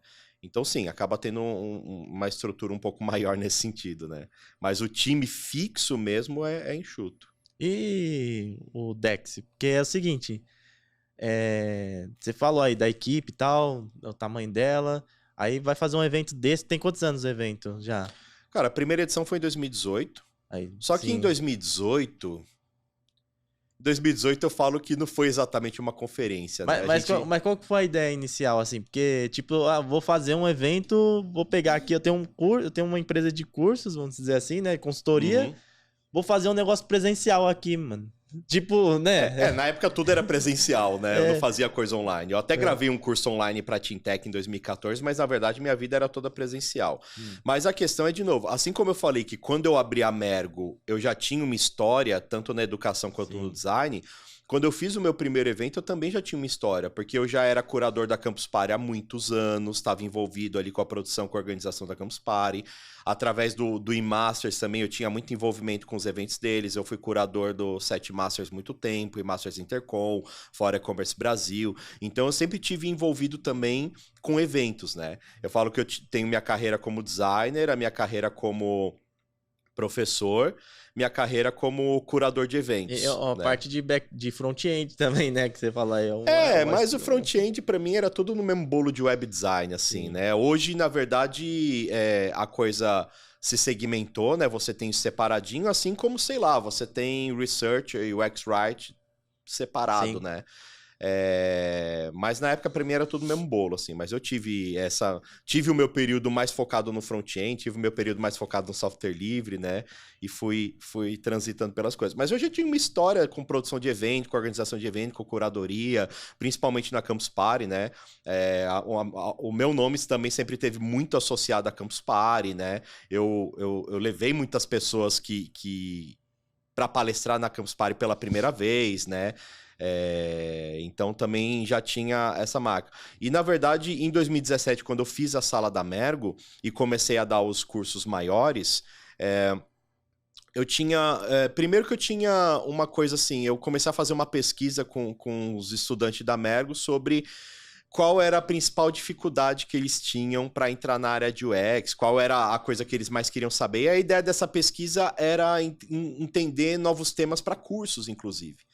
E aí começou a vir muito a galera falando assim que, na verdade, a dificuldade deles não eram sobre os métodos, né? Eu lembro muito bem de um aluno, não lembro o nome agora, mas que me falou assim, eu sei fazer um teste de usabilidade, eu sei montar uma persona, mas a minha maior dificuldade é saber como lidar com isso no dia a dia da empresa. Ainda é. Continua sendo, né? E aí a galera começou a trazer muito isso pra mim, assim, tipo, eu aprendo os métodos, mas no dia a dia da empresa, tipo, tudo é diferente, tudo se perde, tem as questões políticas, tem a estrutura de time, tem as demandas, tem os prazos, então... saber o método é uma coisa, mas saber lidar com tudo isso no dia a dia é outra, né? E aí eu falei assim, vou fazer um evento sobre isso. Que aí foi o primeiro evento que a Mego fez, que foi o UX Team Summit, né? E a ideia do evento era primeiro quebrar um pouco o padrão desses eventos que a gente sempre teve, né? Que é sempre palco, público, palestra, case de sucesso, jabá, aplauso, pergunta, resposta, aplauso, tal. Então, tipo, era uma coisa que não tinha essa integração da galera que tá vendo. E eu queria horizontalizar mais a coisa. Então, eu tentei fazer um evento que mudasse esse padrão. O UX Team Summit, eu chamava as pessoas não para ensinar UX, mas para falar como era o dia a dia delas nas empresas, né? Eu chamava 3 pessoas do time para falar, porque eu não queria, sei lá, só a liderança do time dando a visão dela, eu queria as outras pessoas também trazendo, falando do dia a dia como era. E na hora das perguntas, na verdade não tinha perguntas, na verdade 3 pessoas da plateia subiam no palco para sentar junto com os 3 palestrantes e discutir como foi a palestra, levantar pontos e tudo mais, né? Porque uma coisa que sempre me irritava em evento era uma pessoa da plateia fazer a pergunta pro palestrante, ele responder outra coisa e próxima pergunta, né? Tipo, aquela sabonetada. Daí eu falei, você não vai sabonetar aqui no meu evento, não. O cara vai sentar do teu lado, ele vai te perguntar, se você tentar sair, ele vai ficar olhando para você, assim. E aí? Mas e aquilo que eu perguntei, né? E aí, tipo, a gente fez a primeira edição desse evento em 2017, em outubro, lá no auditório do Senai Informática, ali em Santa Cecília, aqui em São Paulo. E, foi super legal, foi super massa, assim, tipo, foi um evento também que esgotou rapidão, assim. E aí, tipo, eu fiz esse evento, foi sucesso, tanto que ele continua até hoje, né? Foi o primeiro evento da Mego, mas aí assim que passou esse evento eu falei, cara, eu gostei muito de ter feito esse evento, mas ainda não é o suficiente, eu quero fazer uma outra coisa, porque assim, já foi legal você horizontalizar um pouquinho, de não ter aquela coisa de, né, palestrantes num pedestal ali, num altar, e as pessoas ali só abraçando. Não, tipo, eu quero mais conversa, eu quero mais integração da comunidade e tal. Isso é uma coisa que eu falei pro Luan, né? Que sobre evento, assim, se fosse fazer um dia e tal, eu falei, pô, eu queria um negócio diferente, assim. Até o Luan falou, coloca uns grafite, uns skate, né? Porque umas bandas tocando. Umas bandas tocando, porque pra ser uma experiência diferente, né? Tem a coisa da experiência, mas a gente queria muito mais uma outra coisa, assim. Eu queria que o público participasse dos eventos, porque tem muito evento que é merda, porque, tipo, faz-se uma curadoria lá, coloca uma galera arrogante pra subir no palco e falar o seu jabá ali, e o pessoal do público fica passivo. Eu falei, não quero o pessoal do público passivo. E eu lembrei de um evento que eu participei em 2006, se não me engano. Foi um evento presencial que a gente tava no auditório e tinha um palestrante falando muita merda no palco, assim. Ele falava muita merda e aí eu lembro que quando acabou a palestra, que abriu pra pergunta, uma pessoa da plateia questionou ele de uma coisa, ele deu uma sabonetada, respondeu outra, todo arrogante.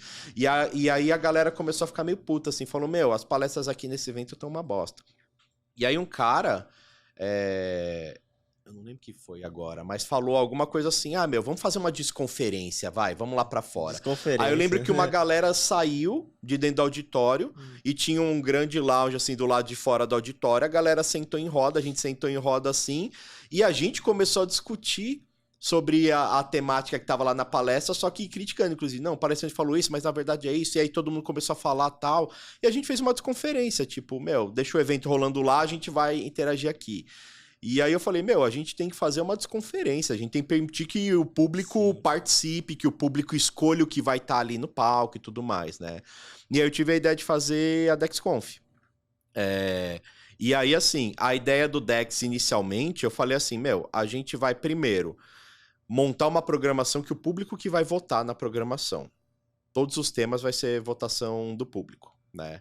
Essa era uma primeira premissa. E aí, assim, a gente ia colocar no evento 8 painéis de discussão e a gente colocou 16 temas para o público votar. E para cada tema eu escolhi uma pessoa especialista que ia tocar esse tema lá no palco. Essa pessoa foi até o evento, subiu no palco, teve um pitchzinho de 30 segundos para defender o tema dela. E aí a galera do público tinha um controlinho, assim, para fazer a votação. E aí a galera ouviu os 16 pitches lá. E aí agora, galera, vota no tema que vocês mais gostaram aí. A galera votou na hora. Caramba. Enquanto a galera votou, a gente fez um painel com a Tati Fukamati sobre empatia. E aí, quando acabou o painel dela, a gente anunciou, olha, a votação em primeiro ficou esse, segundo esse e tal, então a programação do evento se forma a partir de agora. Aí formou a programação do evento. Fez o evento na hora. Na hora. Formou a programação Que da hora. na hora. E aí, todos os painéis eram no formato de fishbowl, né? Ou seja, uma pessoa mediando, 2 pessoas que sentavam lá para iniciar o papo e uma cadeira vazia. A qualquer momento, uma pessoa da plateia podia subir no palco, sentar nessa cadeira vazia, e aí uma que estava sentada tinha que levantar e descer, pra sempre ter uma cadeira vazia e sempre ficar rodando a galera lá, né? Mas assim, meu, o primeiro Dex em 2018 foi um improviso total. A gente brinca que fala que não foi um evento, foi tipo o Edu e seus amigos num galpão, né? Porque foi mais ou menos isso. Eu aluguei um galpão na Barra Funda. Nesse galpão colocamos um palco no meio, um monte de puff em volta, né? Umas cadeiras, uns puffs assim e tal. E foi isso. E aí não tinha telão, não tinha nada assim. Tipo, era a galera sentar lá no palco no centro e começar a discutir, outros subiam. Então, meu, foi um evento muito... Underground, assim. Total underground. Foi muito lado B, assim. Porque, meu, você não vai vir aqui pra ver slide, você vai vir aqui pra subir e discutir, sabe? Com a galera. Então, meu, é uma outra parada, é uma outra coisa, assim, né? E aí foi muito louco, assim, tipo...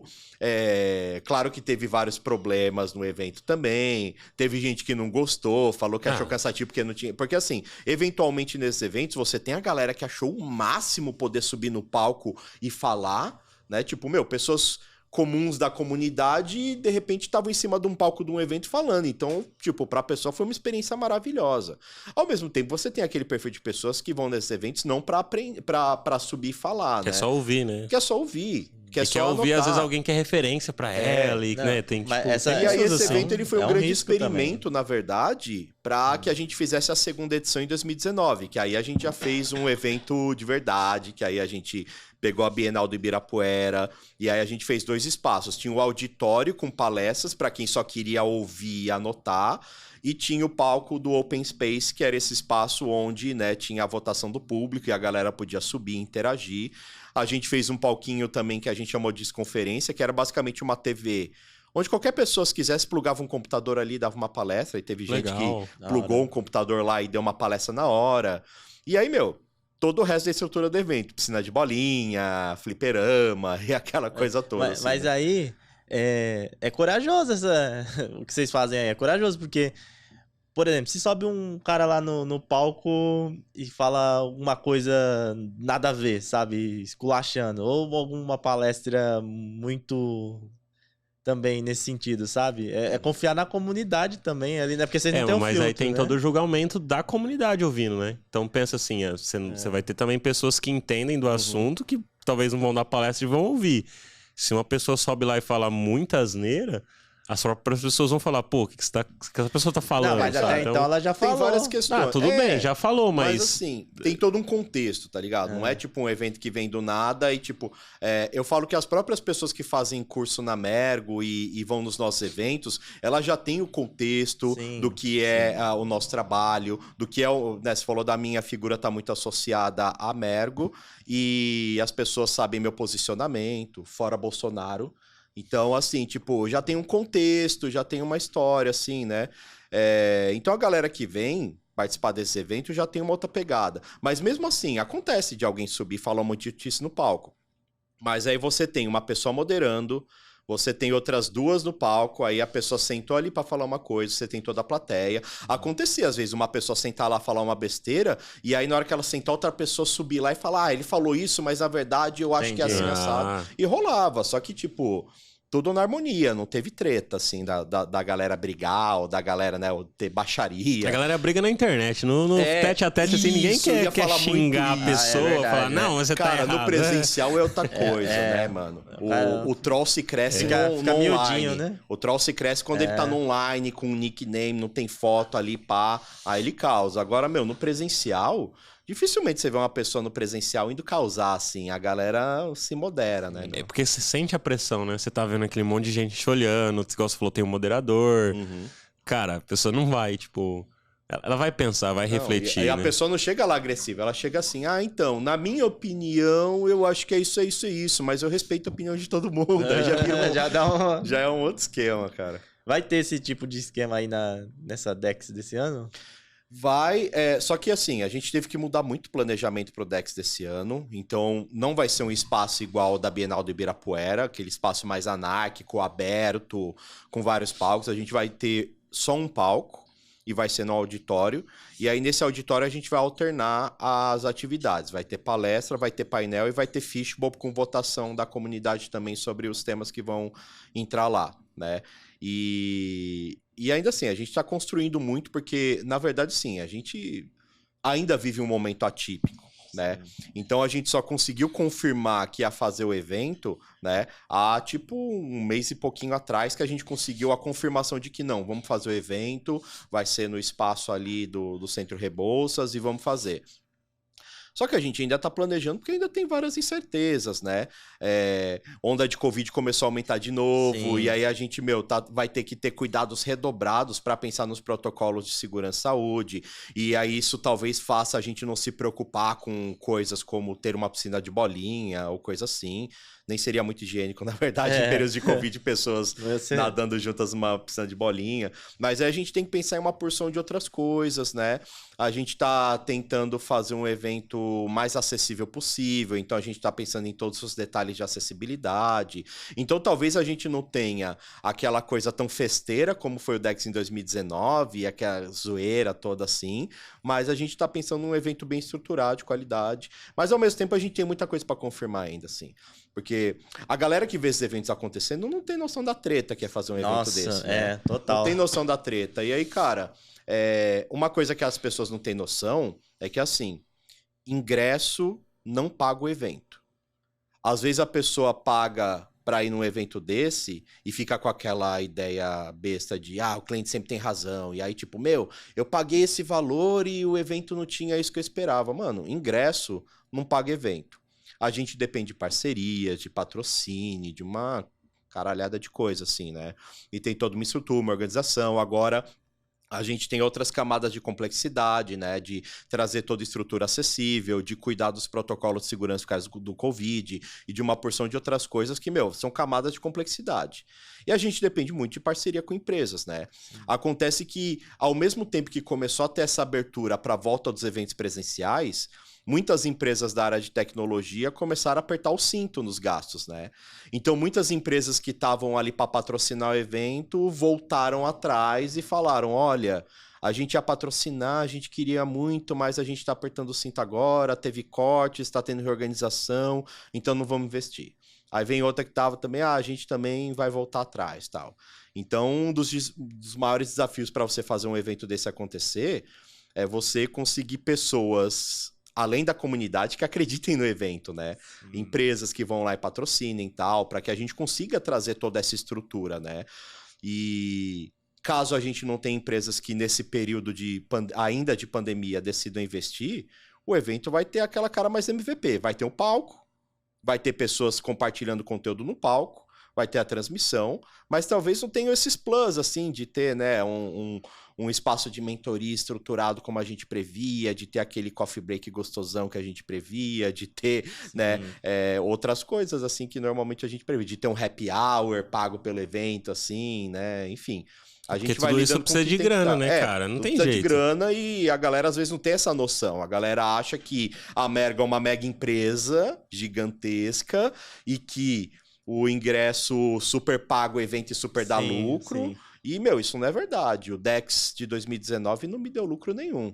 Deu preju ainda, fiquei pagando o fornecedor depois de um tempo ainda, Caramba. né? Mas o evento aconteceu, foi legal, mas a galera não tem noção dos bastidores de fazer um evento desse, né? Caramba. Então, coragem pnica. Não, eu nunca fiz evento assim, eu fiz meetup só, 30 pessoas. Eu falei pro Luan que já é a maior treta. A maior treta, convidado local. Eu não consigo dinheiro pra coffee de 30 cara. pessoas. Pô, imagina um evento assim, você conversar com o patrocinador. Nossa. Quantas pessoas? Cara, presencialmente a ideia é ter 600 e a gente vai fazer híbrido, também vai transmitir, né? Que aí é mais uma camada de complexidade também, Sim. que a gente pretende ter até, no limite, até 1.000 pessoas assistindo online também, né? Vocês vão transmitir tem um palco principal? Vai Vai ser um palco só esse Tá. ano, então vai ter o palco, a gente vai ficar transmitindo direto esse lá. palco direto. Entendi. Pô, que bacana, É cara. bom, né? Quem não pode vir pra São Paulo. Eu comprei o meu já, eu vou vir. Eu tenho que comprar. Mas hoje aí. tem isso, a galera não abre mão. A pandemia, querendo ou não, ela trouxe várias coisas, né? Ela forçou a gente a criar várias coisas, né? Eu tava até batendo um papo ontem com o pessoal falando que, assim, antes você fazia um curso presencial e era o seguinte, você ia lá presencialmente no curso. Você foi no banheiro, perdeu o que o professor falou, já era. Você chegou atrasado, perdeu o que o professor falou, já era, né? O Luan já foi em curso da MEG, então você Sim. sabe, era assim, você tava fazendo o curso lá, você foi no banheiro, Não, você perdeu. só vai no Voltou banheiro a atrasado hora do do almoço, do cara, intervalo perdeu. mesmo. Então, E eu fui, era no escritório perto da Paulista. Não era sei em se frente à Bela Paulista, era a primeira sala que a gente tinha. Mas era isso. Aí os cursos online, tudo já tá no vídeo na tela, porque não gravar? Vamos gravar. Então hoje as pessoas já estão acostumadas. Assim. Tem gente que compra curso que é ao vivo só pra ver a gravação depois, nem quer ver ao vivo. Então, se eu fizer uma coisa hoje presencial que não tiver gravação, que não tiver transmissão, as pessoas hoje vão achar um absurdo. Como assim, eu não posso ter o vídeo pra eu ver depois? Então, eu acho que é um caminho meio que sem volta inevitável, que mesmo as coisas presenciais hoje sejam transmitidas, sejam gravadas, porque, vai ter gente que vai falar assim, não quero ir até São Paulo ver o evento, eu só quero pegar o conteúdo, sabe? Tipo, não tenho grana pra ficar indo até São Paulo. Ou até mesmo quem pode vir, mas, acaba os ingressos, às vezes você não consegue comprar, né? É limitado no presencial. Então tem muito isso, assim. Mas agora a volta das coisas presenciais vai dar um estalo na cabeça de muita gente, assim. A gente tem muita gente que entrou na área de UX hoje durante a pandemia. Sim. E aí tem um fenômeno muito louco disso, que assim, tudo que a pessoa consome é na tela. Então a gente tem uma coisa muito louca, assim, porque para as pessoas tudo é curso. Eu faço uma live e a pessoa compartilha falando, tô assistindo um curso do Edu, e eu falo, não, curso, é uma live que eu tô falando coisa, assim. Eu tava conversando com Samile Souza e Samile tava falando assim que ela fez uma live no Instagram dela de zoeira com os amigos, assim. Ela falou para uns amigos, vou fazer uma live lá para falar umas coisas, assiste lá. Aí ela começou a fazer a live que ela nunca tinha feito para ver como funcionava e a galera começou a assistir, comentar. Aí falou que de repente uma pessoa começou a comentar assim, a professora podia falar sobre tal coisa, né? O curso tá sendo muito bom, mas acho que a professora devia falar mais coisas. Aí ela falou assim, gente, isso aqui não é um curso, eu tô fazendo uma live de brincadeira com os meus amigos. Então tudo que tá numa tela é um curso. Aí a pessoa vê um evento, a gente fez vários eventos online agora, o UX Writing Day, o UX Metrics Conf, o próprio UX Team Summit ano passado. E a galera compartilha falando assim, fiz um curso muito legal na Mergo e tal, e põe o certificado do evento. Aí tem pessoa falando assim, mas aquele professor não falou assim, não era um professor, era um palestrante. A gente vai ter acesso ao material do curso? Não era um curso, sabe? Então, para as pessoas hoje, tem pessoa que entrou na área e que nunca foi num evento presencial. Sim. Que nunca foi num curso presencial. Então, tudo que a pessoa vê na tela, não importa se é uma conferência, se é uma live, se é um curso. É tudo plano, é tudo 2D, é tudo a mesma coisa. Então, assim, eu acho que vai dar um boom na cabeça dessa galera quando eles forem num curso presencial e ver o que é um workshop ali mão na massa, quando for numa conferência que vê aquela galera reunida, um palco, a coisa pra assistir, quando for num meetup presencial, quando a galera começar a ver as diferenças e as experiências desses espaços, vai ser muito louco, assim. Eu não vejo a hora, cara, de ir, porque, cara, faz tempo, né, que não vai num evento presencial, assim, de poder fazer as paradas, Só de eu estar vindo aqui pra São Paulo pra fazer as gravações aqui do Semiose, já... Não aguento mais reunião online, assim, sabe? Tipo, sabe, é o Ninguém dia aguenta inteiro mais, e... Ah, e tem umas reuniões online também que não é nada a ver, né? O pessoal chama pra fazer reunião online improdutivo, né? Improdutiva. É. Ah, cara, isso sempre teve, né? A gente Não, sempre teve a coisa de falar assim, mais uma reunião que poderia ter sido Seu um e-mail, e-mail, né? é. A pandemia só potencializou, porque assim, antes você tinha a galera sentada lado a lado com você, assim, então você queria saber uma coisa, você falava, fulano, não sei o quê, pá, senta aqui do lado um pouquinho, 5 minutos resolvia. Agora você não tem mais essa pessoa do lado, então, eu preciso ver uma coisa com você, vamos marcar um papo, aí marca lá a reuniãozinha e tal, né? Então, tipo, às vezes é pra isso, é pra resolver uma coisa, se você tivesse sentado do lado, você resolvia, mas agora é um dos novos desafios que a gente tem no trabalho remoto, né? É isso aí. Edu, cara, obrigado pelo papo. Mó da hora. Falamos de várias coisas, né? Inclusive sim. design, que não tem como fugir. É. E espero que você tenha gostado e deixa aí, compartilha pra galera as suas redes sociais, se a galera quiser trocar uma ideia com você, até mesmo pra, às vezes tem alguma pessoa que tem um filho autista ou conhece alguém que quer perguntar algumas dicas ou como fazer, que você já tem experiência nisso, puder ajudar. E também com design, né? Quer trocar ideia contigo aí, fazer algum curso da Mergo, Quiser ir como pra é que Dex, encontra. vai pra Dex aí que você vai ver o Luan lá. A gente vai estar lá, vai ser da hora, Sim. cara, vai ser legal. Cara, nas minhas redes é Eduagni em qualquer rede. Então procurar no LinkedIn por Eduagni vai me achar. No Instagram vai achar 2 contas minhas. Vai achar uma pessoal e vai achar uma Eduagni Mego, que é onde eu compartilho mais coisa de design. Na outra eu compartilho mais coisa de comida, planta, filho e outras coisas assim, né? Então quem tiver vindo falar comigo com interesse desses outros assuntos, tem a rede pessoal ali pra gente falar. Preciso reforçar que às vezes eu demoro um pouquinho para responder, porque às vezes eu recebo muita mensagem, então não é arrogância ou qualquer coisa assim, às vezes é falta de tempo, né? Mas eu respondo todo mundo. Até porque é legal responder dando atenção pra pessoa, né? Então você não vai, tipo, responder correndo só pra falar que respondeu. É melhor você parar, ter um tempo e responder. Recebe né? muita mensagem perde, e às vezes é né? mensagem que a pessoa podia procurar no Google. Eu recebo muita mensagem de pessoas falando assim, eu ouvi falar de UX, o que é UX? Aí eu falo, mano, vai procurar no Google, né? Agora, se quiser vir trocar uma ideia de verdade, assim, aí, eu vou responder com certeza, tá? Às vezes eu demoro um pouquinho, mas eu respondo com atenção, bonitinho e tal, né? Pô, legal. E os cursos é só entrar no site da Mergo, né? Cara, mergo.com.br, tá lá o nosso portfólio de cursos, tá? Estamos fazendo bastante coisa legal ali. Tem alguns cursos novos que a gente vem fazendo, né? Principalmente os últimos que a gente fez de design de conteúdo inclusivo com a Ceci Romera ou com o Ricardo Neves, a gente fez um curso de OKRs que foi muito massa, né? Então tem bastante novidade lá, é só acessar o site. E tá tudo online agora ou também tem um híbrido ali pra pessoa que nem, por exemplo, eu gostaria muito de voltar a fazer curso presencial. Cara, a assim. gente ainda não voltou pro presencial, porque agora são outros desafios e a gente tá planejando como voltar a fazer um curso presencial. Eu acho que, apesar da proporção, eu acho que vão ter desafios muito diferentes em fazer um evento presencial e um curso presencial. Sim. Então a gente está planejando como fazer isso para voltar a fazer. Com certeza vai ser híbrido. Tá nos planos. Por enquanto a gente ainda tá só no online, né? Porque assim, trabalhar até que eu prefiro, porque se eu tivesse que viajar, vir pra São Paulo, porque a empresa que eu trabalho hoje aqui em Barueri Trânsito, seria metrô, inviável. Não, pra vixe. mim seria inviável. Como é que eu vou vir morar em São Paulo? Então, pra mim, trabalhar o home office é muito bom. Trabalhar de casa, tudo é uma maravilha. Só que pra fazer cursos, assim, pra ter essas interações, cara, tem que ser presencial, na minha visão, cara. Tanto que eu fazia um curso sou do de presencial. teologia antes de começar a pandemia. Começou a pandemia, eu parei. Eu falei, se eu só assistir, eu assisto. Eu tava fazendo um curso de entendeu? botânica presencial antes de começar Olha a que da pandemia. hora. Aí tava lá, mexendo nas minhas plantas, fazendo negócio. Aí, começou a pandemia. Aí começaram a fazer aula online, né? A mesma coisa que eu fiz, assim, eu parei de dar curso presencial e terminamos alguns cursos que a gente tá fazendo online. Mas eu falei, cara, eu tô terminando o curso online pra essa galera, agradeço eles que eles toparam isso, mas eu não vou continuar esse curso online de botânica que eu tô fazendo, porque eu quero pôr a mão na terra, eu não quero ver ali a teoria de como mexer na planta, sabe? Mas enfim, logo voltamos pro presencial, porque, cara, não compara. A experiência não compara. Porque o lance do próprio network, cara. Também, Pra quem não sabe, o Toss tá aqui também nos bastidores. E eu conheci o Toss por causa do curso lá do Design System da Mergo, que foi presencial. Nossa.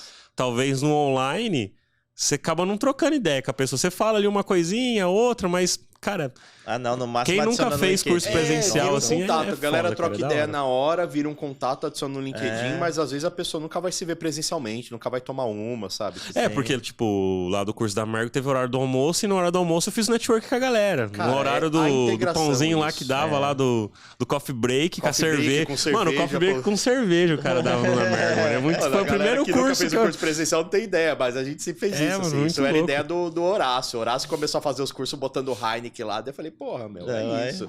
Aí bota uma cervejinha lá, meu, aí a galera já se integra, já vira amigo, já vira network, já faz tudo, né? Sim, foi o primeiro curso que eu fui que tinha um coffee break com cerveja, que eu falei, mano, que da hora, velho. É da Muito hora louco. mesmo, tem que ser assim, viu? Fica a dica pra vocês que têm curso presencial aí, ó. Bota a galera pra beber, pra se integrar. É, e, no É isso aí. e se no Dex não tiver por vocês, a gente faz o happy hour também, né? A gente, Vai ter algum happy hour, a gente mesmo que faz seja não oficial. não oficial. alguma coisa. Sempre tem. Sempre tem. É. Pô, legal. Bom, mais uma vez, obrigado, Edu. Obrigado, cara. E pra quem tá assistindo, deixe seu like, compartilhe a nossa pirâmide do bem. A gente criou a pirâmide do bem, que é você pega o link, compartilha com 2 e pede pros 2 compartilhar pra mais 2. Pra gente atingir aí 1 milhão de inscritos, de pessoas assistindo. Se inscrever no canal. Se inscreva, ativa as notificações. Se você está ouvindo pelo Deezer, Spotify, Apple, começa a seguir a gente aí se você ainda não segue. E é isso aí. E só lembrar aqui que a gente tá fazendo o podcast no Tchê Café, aqui na Washington Luiz, do Voz e Conteúdo, do Gustavo. Então, se você quer gravar o seu podcast aqui, basta você colar aqui também. Tem mais de 100 podcasts, tem todo mundo ajudando aqui. Qual é o seu nome que você ajudou aí? O Igor que ajudou aqui, teve Platinou o Gabriel o cabelo, ontem. platinou o cabelo, achou o cabelo tá loiro. Nevou no cabelo do Igor.